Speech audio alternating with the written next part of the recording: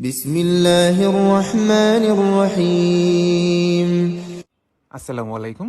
আজ আমি যে প্রোডাক্টটি আনবক্সিং করছি এটি একটি smart plug and play Quran player. চলুন রিমোটের সাহায্যে কিভাবে ডিভাইসটি ব্যবহার করতে হয় তা জেনে নিই। উপরের যে তিনটি বাটন রয়েছে তার মধ্যে লাল বাটনটি প্রেস করলে ডিভাইসটি অন অথবা অফ হবে। তার পাশের যে দুটি লাইট চিহ্নিত বাটন এটির সাহায্যে ডিভাইসটির লাইট বাড়ানো কমানো কিংবা অন অফ করা যাবে। এখন আপনারা যে বাটনগুলি দেখতে পাচ্ছেন এই বাটনগুলির সাহায্যে পবিত্র কুরআনের কোন অংশটি আপনি শুনতে চান তা সিলেক্ট করতে পারবেন। এই বাটনটির সাহায্যে তিলাওয়াত চালু বা বন্ধ করা, ভলিউম কমানো, ভলিউম বাড়ানো, পরের তিলাওয়াত, আগের তিলাওয়াত প্লে করতে পারবেন। চলুন রিমোটের সাহায্যে ডিভাইসটি কীভাবে ব্যবহার করতে হয় তা দেখি। এই সুইচটির মাধ্যমে আমি ডিভাইসটির লাইটটি অন করলাম।